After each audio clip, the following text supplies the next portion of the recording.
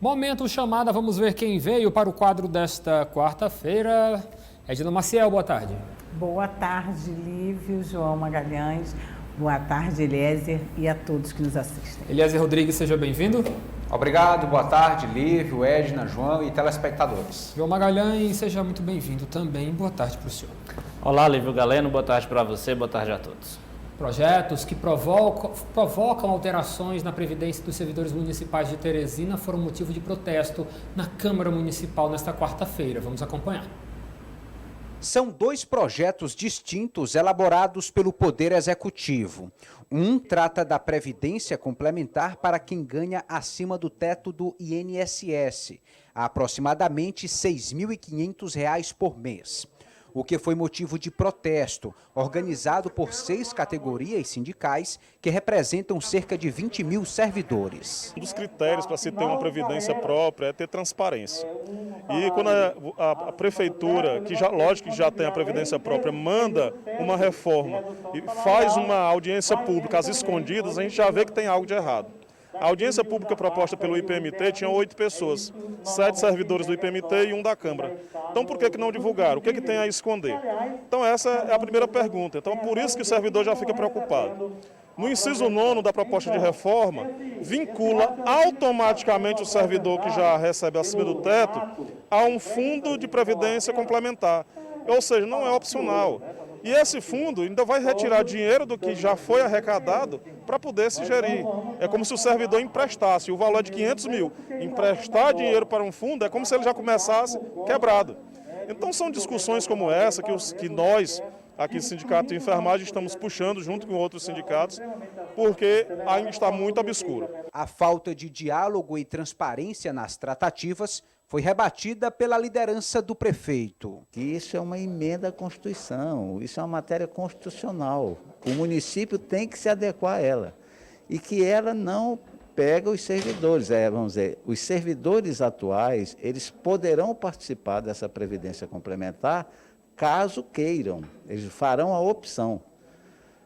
Quem será obrigado a participar da previdência complementar serão os futuros servidores que, após a aprovação da lei, entrarem ou ingressarem no serviço público municipal. Além do projeto que institui a Previdência Complementar dos servidores municipais, o Poder Executivo deve encaminhar uma outra mensagem que altera a alíquota de contribuição para todos os colaboradores do quadro efetivo de pessoal. A variação de contribuição será de 11% a 14% do valor do vencimento. Constituição Federal, ela determinou que tanto os estados, municípios e a União participem, do aumento da alíquota da Previdência, dos municípios, estado e da federação. A federação já alterou, o estado já alterou e os municípios são obrigados a fazerem essa alteração também sob pena de ficarem,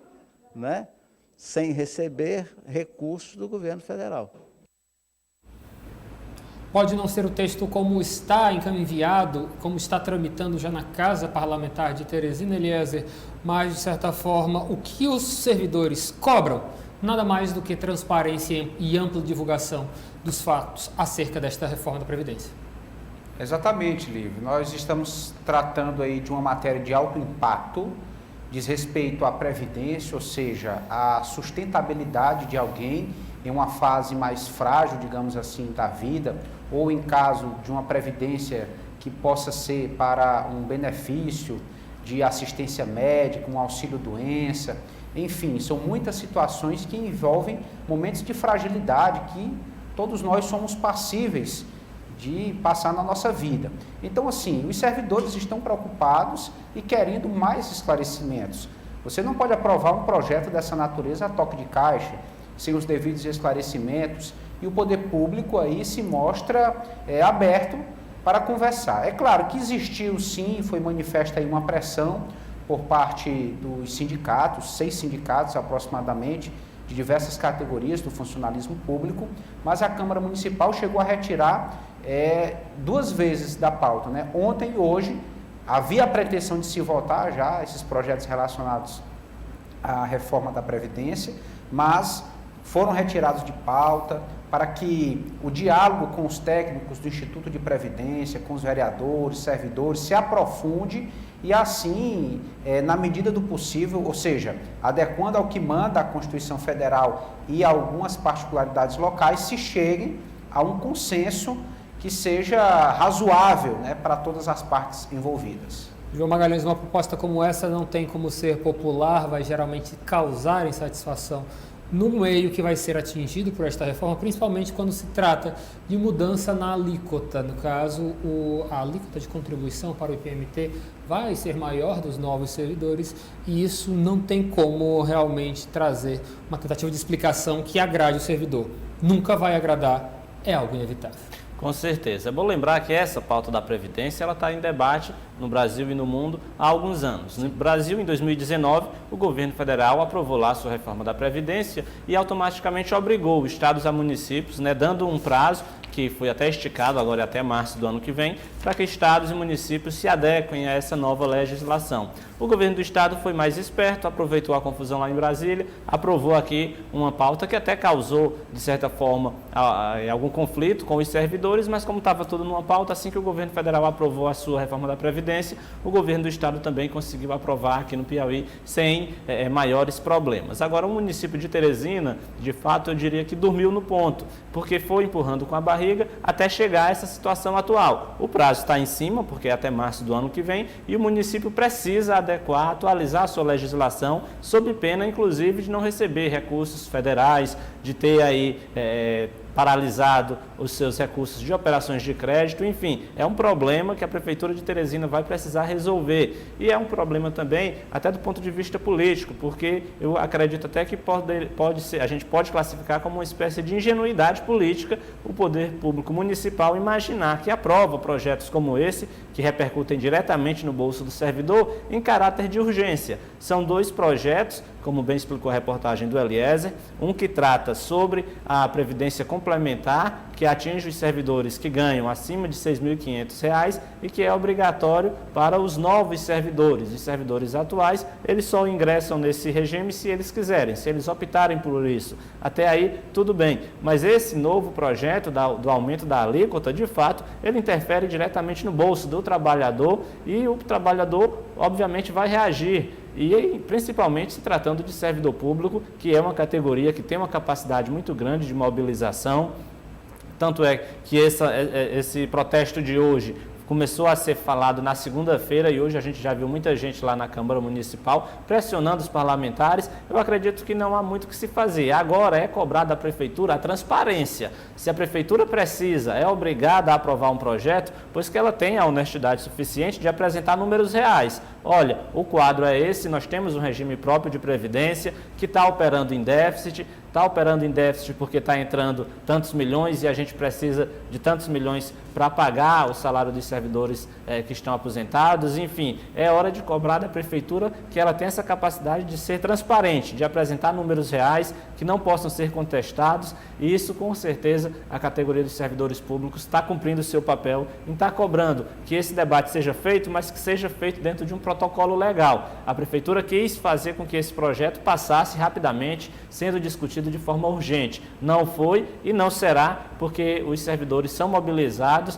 e devem realmente estar lutando pelos seus direitos, cobrando que a Prefeitura tenha, no mínimo, transparência ao apresentar esses dados. E ainda sobre esse assunto, o presidente do Sindicerme, Sinésio Soares, que é o sindicato de todos os servidores municipais de Teresina, esteve na Câmara pedindo que os vereadores, mais uma vez, tirassem de pauta o projeto de reforma previdenciária do município, para que os servidores tenham acesso a mais esclarecimentos sobre a medida. Vamos ouvir.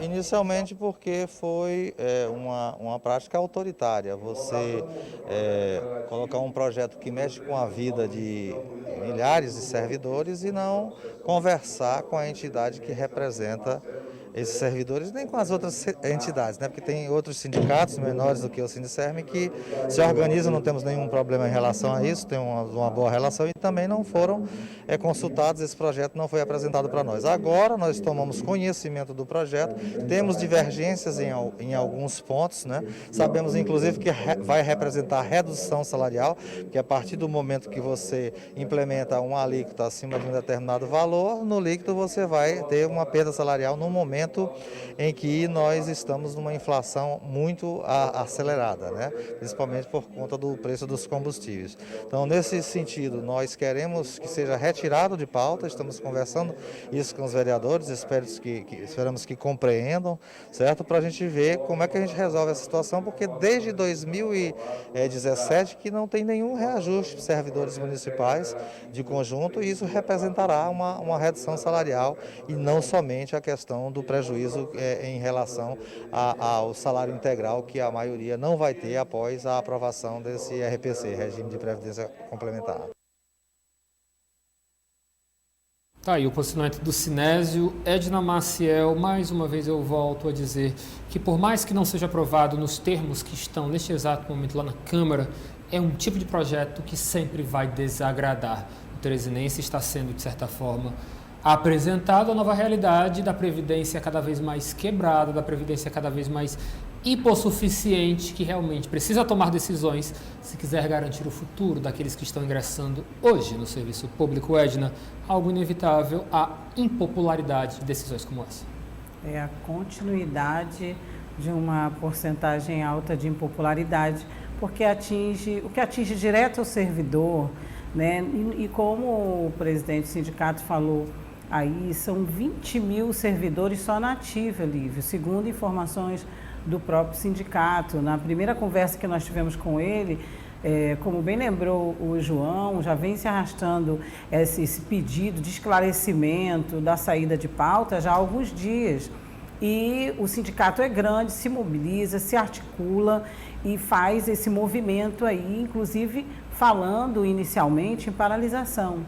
Então, assim, a palavra foi muito bem utilizada também por um de vocês quanto à ingenuidade, porque essa era uma pauta que deveria ser estratégica, deveria sim ser estratégica, mas antes, né? Deveria ser discutida antes, amplamente, na Câmara, diretamente com os servidores. Enquanto não houver uma organização, nem política, nem administrativa, o resultado é esse, a resposta da população e principalmente dos servidores, que é o que move, dos grupos que mais movem o nosso estado economicamente e também o nosso município, são os servidores. Se eles estão insatisfeitos e fazem essas cobranças, é porque eles são importantes realmente para toda a movimentação e desenvolvimento do município. Então, se há déficit, se a conta não fecha, se está faltando, se a alíquota vai ser aumentada, não tem jeito, né?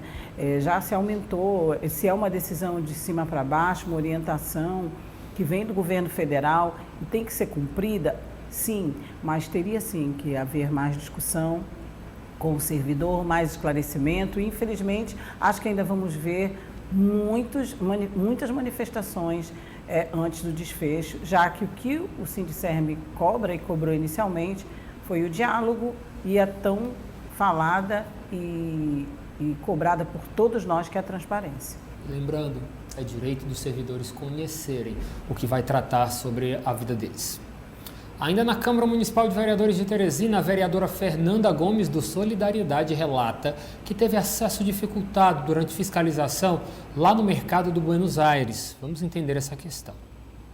Ao chegar no mercado municipal, os permissionários estavam meio receosos, porque teve no dia anterior essa conversa da administração que precisaria de uma permissão da superintendente da SAD Norte para que eu pudesse adentrar no mercado municipal. Eu não sei se foi a superintendente que deu essa ordem, se foi por um motivo do administrador não saber da nossa função, enfim, foi muito constrangedor, mas adentrei no mercado, conversei com todos os permissionários, me relataram as suas dificuldades, hoje usei a tribuna e pude falar por eles, que é o nosso papel enquanto representante do povo, para que a gente possa estar conseguindo uma desburocratização, para que esses permissionários possam estar com seus boxes ativos. Tem 106 boxes e somente 21 boxes estão ativos, isso é muito triste.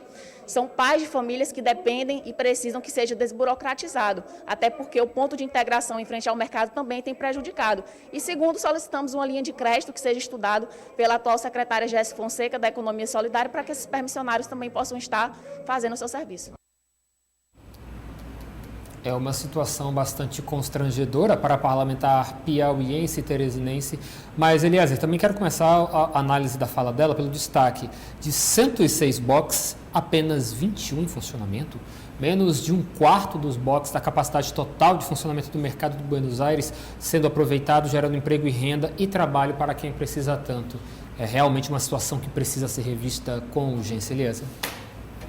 Com certeza, Lívio Galeno, nós sabemos que mercados públicos, centros de produção, todos esses equipamentos, eles têm o objetivo de gerar oportunidades, que trabalhadores, homens e mulheres autônomos, que têm suas habilidades, suas capacidades, possam assim se potencializar economicamente. Então, para a Zona Norte, este mercado é estratégico. Foi até recentemente reformado, não há reivindicação nesse quesito, mas acredito que a gestão está deixando muito a desejar no que diz respeito a fomentar, a dar um suporte maior a esses trabalhadores que precisam, muitas vezes, de um crédito, de uma orientação.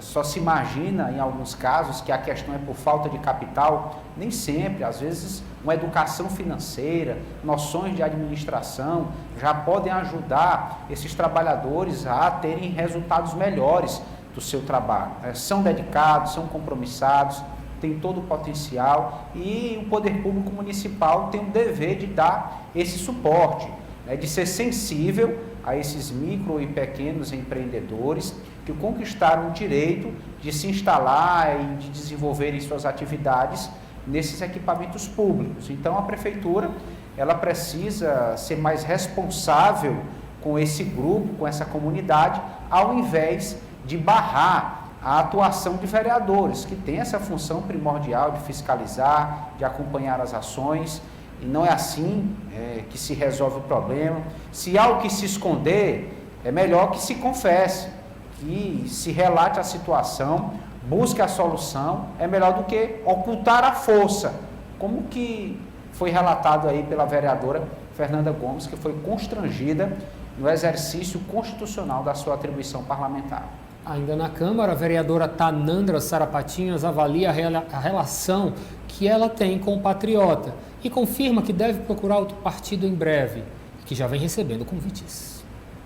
Eles não me ajudaram em nada e todo dia a gente do partido me atacando, gente que foi candidato falando mal de mim em rede social, eu tiro os prints, tudo, para poder mostrar que é uma perseguição, que eles... Acho que o povo não se conforma que eu ganhei, gente. E assim, eu não quero ter vínculo nenhum com o partido. Pretendo, no momento, como eu já disse, oportuno sair desse partido, arrumar um partido que realmente abraça a minha causa e que me apoie. Que não fique indo para a rede social, tá falando mal de mim, dizendo que eu matei os meus animais para ganhar política, entendeu? Falando que eu peço ajuda para os animais, querendo dizer que eu desvio dinheiro, sendo que, gente, o que eu ganho e gasto com esses animais... Eu gasto muito mais do que o povo faz a doação, que agradeço demais o povo que doa, né? Que já ajuda muito.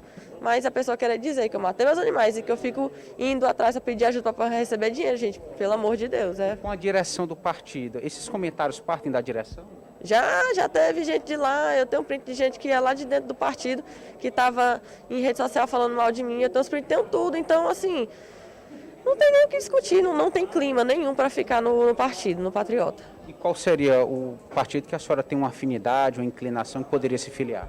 Rapaz, é como eu já disse, eu não tenho partido nem político de estimação. Eu ganhei por causa da minha causa, para ajudar os animais. Então, Eu estou atrás de um partido que realmente me ajude, estou escutando todo mundo, né? Você recebeu o convite? Já há vários, do DEM, do PSL, do PSD, o próprio Rafael Fonteles também já me chamou para o PT, vai ter a União Brasil, né? Também o povo está indo atrás de mim. Então eu estou escutando todo mundo. Quem ajudar na causa, eu abraço.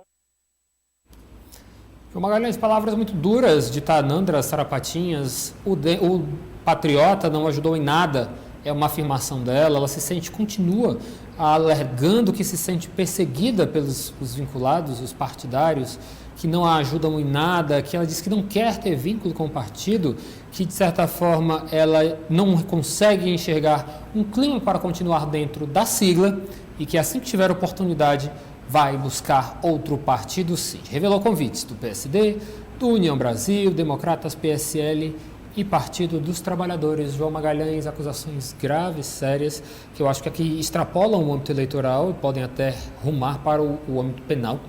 Sim, sim. Agora a vereadora resumiu muito bem, não há clima político e nem de relacionamento para que ela permaneça no Patriotas. Então, essa saída dela é algo realmente onde se espera apenas a abertura da janela partidária que dê a ela as condições, a segurança política, a segurança jurídica dela sair do partido e escolher outro, para que ela siga, obviamente, seu caminho político, sua caminhada política, defendendo uma bandeira que é bastante conhecida, que é da defesa dos animais, dos direitos dos animais. Então, realmente não há clima para ela permanecer no Patriota. Esse relacionamento não foi bom durante a própria campanha eleitoral. Havia uma expectativa dentro da sigla, pelo que a gente acompanha dos bastidores políticos, de que o partido tinha interesse em outro nome, né, que fosse eleito. Ela acabou tendo uma votação bastante expressiva, fazendo uma campanha, de certa forma, diferenciada, abraçando uma bandeira, né, da causa animal. Isso deixou, de certa forma, a direção da sigla insatisfeita e culminou aí nesses atritos, nesse conflito que realmente sai até do campo político e entra na esfera pessoal, podendo até ir ao judiciário. Mas, enfim, a vereadora, pela votação expressiva que teve nas últimas eleições, certamente não faltam convites para ela. Vai depender dela, obviamente, fazer essa análise. Acredito que assim que a janela partidária for aberta e ela tiver interesse, inclusive, de disputar um cargo em 2022, que também é uma possibilidade, com certeza ela vai estar ingressando em outra sigla. Com certeza. Vamos mudar de casa parlamentar, agora vamos para a LEP. O deputado estadual pelo PT, Franzé Silva, comenta que nesta semana deve ser votado o projeto de lei que incorpora definitivamente ao estado do Piauí 140 quilômetros de terra da região do Mato Piba. Agora, da legalidade a esse processo. É um processo já resolvido a nível de justiça. O STF já se pronunciou favorável ao Piauí em relação a 140 quilômetros de terras produtivas e muito ricas na região do Mato Piba. O Piauí agora vai passar, a partir dessa lei, a ter a posse e de direito à questão da propriedade, que é isso que nos interessa. Estabelecer a legalidade da propriedade, já que a posse já está definida pelo STF. A partir de agora, toda a produção daquela região, que é maior do que muitos municípios do Piauí, passam a se incorporar no PIB do Piauí, inclusive com arrecadação. Então é um momento importante para o Piauí, porque aumenta as suas receitas e dá legitimidade a uma área que estava em litígio. Nós estamos muito satisfeitos com essa decisão. A Comissão de Estudos Territoriais já aprovou essa medida legal de apresentação aqui na LEP. E já estamos, a partir de amanhã, tramitando na casa, para que em breve, ainda nessa legislatura, nós possamos ter esses 140 quilômetros de terra anexado ao município de Barreiras e pertencendo definitivamente ao estado do Piauí. Edna, que vitória para o estado, hein? Pois é, Gi, a gente tem falado tanto nessa questão, né, dos territórios e dos direitos e de avançar aí. Nesse caso do Mato Piba, muito positivo, já que o próprio deputado fala da receita, né, do que pode aumentar, economicamente é bom. Então, aplausos aí para essa aprovação, porque o que mais o Estado precisa é de receita, o que a gente precisa é de mover a economia e também de valorizar tudo que o piauiense puder fazer para desenvolver o Estado. Então, vamos aguardar e ver. Acho que agora já é prego batido, ponta virada, né? Então, é uma boa extensão de terra e uma boa previsão de um futuro positivo. Vamos acompanhar. Com certeza. Só para a gente encerrar o nosso quadro de hoje, o deputado estadual Coronel Carlos Augusto garante: não pretende sair do PL, mesmo com a possível chegada de Jair Bolsonaro aos quadros do partido. A filiação do presidente brasileiro ao PL, de acordo com a informação divulgada hoje, está marcada para o dia 30 de novembro. Vamos acompanhar o que ele disse sobre o assunto. Eu já, pouco tempo que estou aqui na casa, no primeiro mandato, aprendi que realmente a política ela muda muito rapidamente, é uma nuvem. Hoje é uma coisa, amanhã pode ser outra. E principalmente se tratando da filiação aí do presidente. Então, é algo que está com a direção nacional, certo? Com autonomia para conceder ou não a entrada do presidente. E é algo que nós só vamos tratar no Piauí depois do fato consumado. De toda forma, permanece no PL. De toda forma, nós pretendemos, eu tenho dito que eu não tenho um plano B, certo? Nós trabalhamos a formação da chapa do PL, há mais de ano que nós trabalhamos, tanto na formação da chapa federal, quanto na chapa de deputado estadual. Nós estamos bem encaminhados para fazer 4 deputados estaduais, 2 federais, certo? E não tenho outro plano não. O meu desejo mesmo é de permanecer no PL, como devo permanecer. Não tem...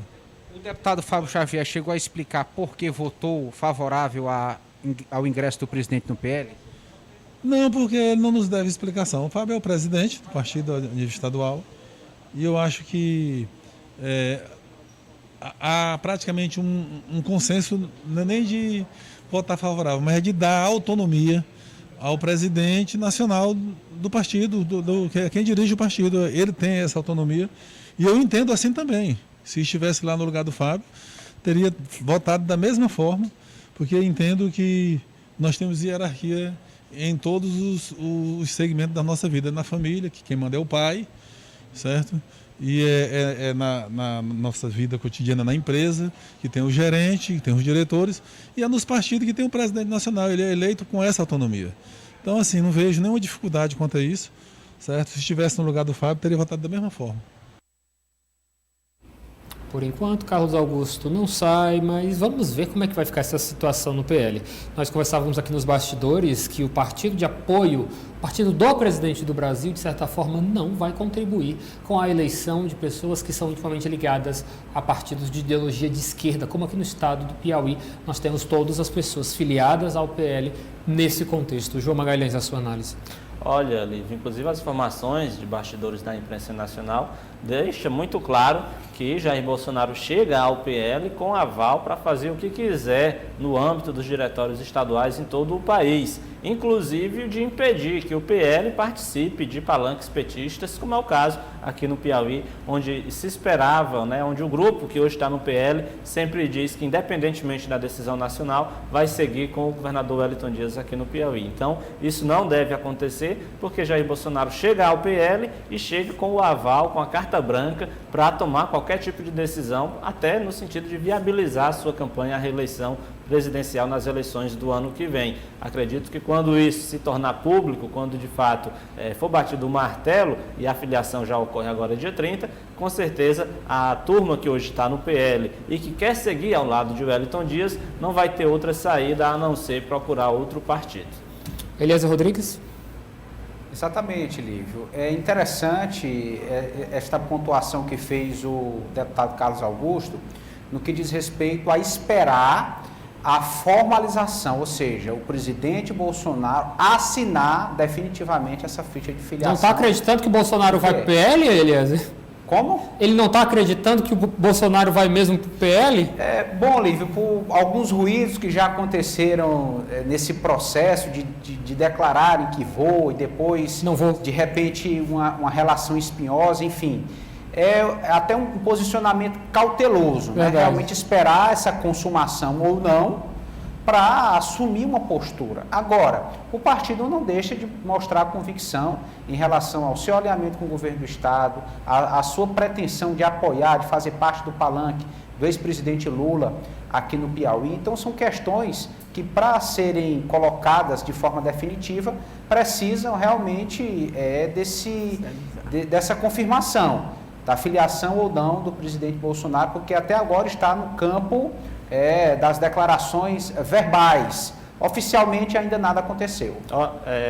Só furando a fila aí dos comentários, Eliezer, hoje Valdemar da Costa Neto, presidente do PL, já despachava, entre aspas, lá no Palácio do Planalto com a ministra Flávia Arruda, portanto, demonstrando total sintonia com o governo federal, ou seja, a gente sabe que há uma relação aí onde PL e Jair Bolsonaro saem ganhando, Bolsonaro consegue, chegando no PL, um partido do Centrão, um partido grande, para tentar viabilizar sua reeleição, e obviamente que Valdemar da Costa Neto, conhecido já de outros carnavais, consegue também entrar, ter aí as portas do Planalto abertas para a sua articulação política, e hoje pela manhã já começou, inclusive, quando foi lá no Palácio do Planalto, despachar, obviamente, tratar sobre assuntos relacionados a essa articulação.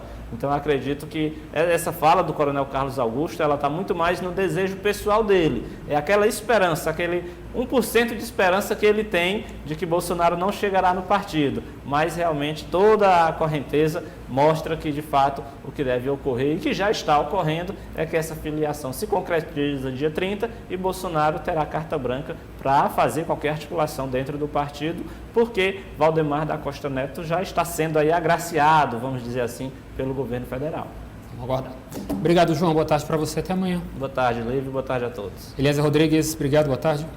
Boa tarde. Só me permita aqui, Lívio, mandar um abraço para um telespectador nosso, assíduo, que gosta do Política do Dia, o senhor Antônio Carlos, lá do município de Timon. Muito obrigado pela audiência de todos os dias. Um grande abraço. Boa tarde a todos e até amanhã. Seu Antônio, muito obrigado por escolher a O Dia TV, particularmente o jornal O Dia News, para se manter muito bem informado. Tudo isso aqui, seu Antônio, é feito para o senhor. Pode dizer por aí, viu? Edna Maciel, boa tarde. Obrigado. Boa tarde a todos que nos assistem, colegas. Até amanhã. Política do Dia.